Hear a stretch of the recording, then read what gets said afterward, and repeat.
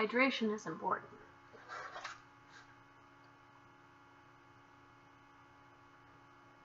I haven't even started drinking. God damn. Good morning, good afternoon, good evening. It is the 12th of February. I hope you're having a wonderful day today. This past week, it was Mardi Gras. I hope you had a wonderful and safe Mardi Gras. In a couple days, it will be Valentine's Day. I hope you have a wonderful and safe Valentine's Day, if you know what I mean. Liberalism, conservatism, socialism. What do those terms really mean? Today, we're going to figure that out. When you look at the country and you're like, oh, they're liberal or they're conservative, when you say conservative, it's not the official definition of conservative. When you're talking about conservative, when you're talking about like the South or traditional values, you're more than likely talking about social conservatism. Social conservatives tend to strongly identify with American nationalism and patriotism. They often denounce anti-war protesters and hail the police and the military. They hold that military institutions embody core values such as honor, duty, courage, loyalty, and a willingness on the part of the individual to make sacrifices for the good of the country. Conservatives are generally strongest in the South. They're the most numbered there, the Bible Belt, per se. Recent social conservatives include Ronald Reagan, George W. Bush, and Sarah Palin. Good old Sarah Palin. She can see Russia from her house. While some conservatives denounce federal judges they consider too activist, many want to use the federal courts to fight to overturn the healthcare law passed by Congress in 2010. Moving on to liberalism. Liberalism is the belief in value of social and political change in order to achieve progress. Liberals basically agree of freedom, either of economic or personal freedom. But what is liberalism?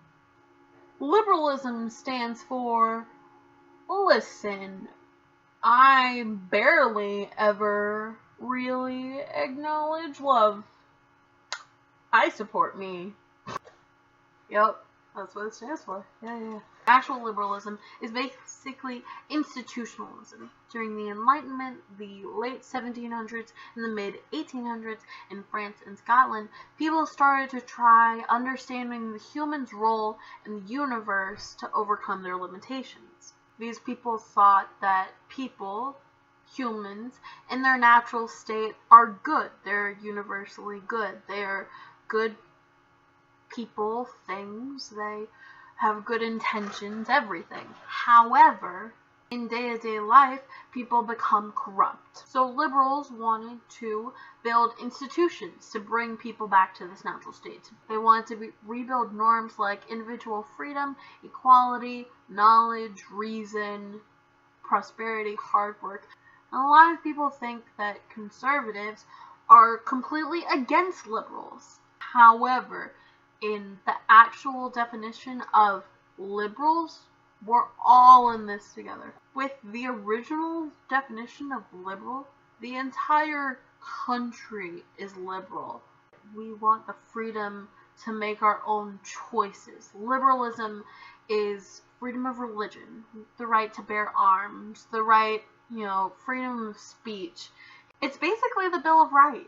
Most democracies around the world are liberal. People who live in countries that are democratic have so many rights. They have the right to vote. They have, freedom of speech.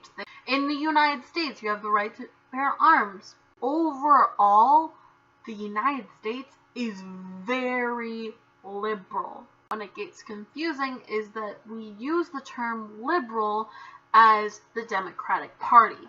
Let me break it down. What the Democratic Party is more of social liberalism. So it's a type of liberalism, but it's not liberalism. Social liberalism in the context of American politics to describe progressive stances on socio-political issues like abortion, same-sex marriages, or gun control, as opposed to social conservatism. A social liberal in this sense of the term may hold either liberal or conservative views on any fiscal point. Boom! social conservatives are, in a sense, a branch off of the liberal tree. You're welcome. Go fight with your relatives now. Haha. We go into even more detail because social liberalism has been around for a long, long time. Modern American liberalism. Modern American liberalism is the dominant version of liberalism in the United States. It combines liberal ideas of social liberty and equality with the support for social justice and a mixed economy. The modern liberal philosophy strongly endorses government spending on programs such as education, healthcare, and welfare. Important social issues today include addressing inequality, voting rights for minorities, reproductive and other women's rights, support for same-sex marriage, and immigration reform. Boom! You just learned what liberalism is. Now, I'm going to bring up the presidential debate again.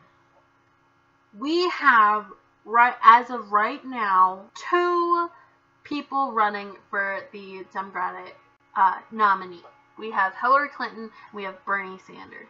Hillary Clinton is outstandingly liberal. Modern American socially liberal. And while Bernie Sanders shares many, if not all, views of liberals, he doesn't consider himself a liberal. He considers himself a socialist. So that's why we're going to talk about socialism, people. What is socialism? Socialism stands for, some Orthodox call it a lovely irrigation system. Mom? A lot of people associate socialism with communism, which is why a lot of people don't like Bernie Sanders. In fact, Bernie Sanders doesn't consider himself a socialist. He considers himself a democratic socialist. Democratic socialists believe that both the economy and society should be run democratically. It's not that hard to understand. Democratic socialists basically believe that democracy and socialism go hand in hand. Wherever democracy has its roots, the idea of socialism also has its roots. All over the world, except for the United States. And because their vision of socialism hasn't had its roots in the United States, that's why there are so many false ideas about socialism. So generally, conservatives go with Republicans and liberals go with the Democrats. So where do the socialists go? A lot of people ask if socialists are in competition with the Democratic Party for their votes and for their support. However, they are not, as many Democratic socialists are active with the Democratic Party. Kind of makes sense. Like in the name, kind of. They hold many of the same beliefs and they can back each other up. It's pretty simple. But why don't Democratic socialists just form their own party? Why don't they run as a third party? The process and structure of American elections seriously hurt third-party efforts. Our elections are basically winner-take-all instead of proportional representation. And for literally hundreds of years, we have had a 2-party monopoly on the entire election process. And that much political power of just 2 parties crush anyone who doesn't want to be affiliated with those parties but still want to run. Third parties, or sub-parties, I guess you can say, like Democratic Socialists, hope that in the future, with help from their allies, an alternative national party will be a viable choice. But for now, they will continue to support progressives who have a real chance at winning the election, which usually means left-wing Democrats. Democracy is stupid. We shouldn't have parties at all. George Washington didn't want parties at all. Why didn't we listen to them? We have this big mess. Oh my god. So that's where Bernie Sanders stands. I hope you've learned just a little something about the terms we all use when we're talking about the presidential elections. And anyway, I hope you have a wonderful day. And I guess that's a wrap.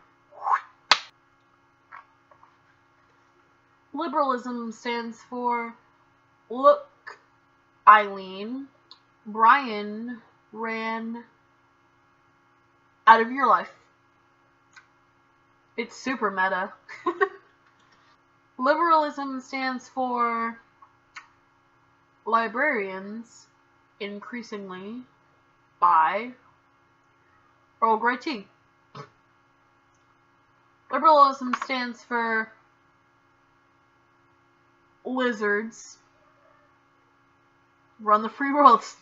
Liberalism stands for Lauren is barely racist. A Latino, is she married? Check your privilege. Okay, I'm done. Bye.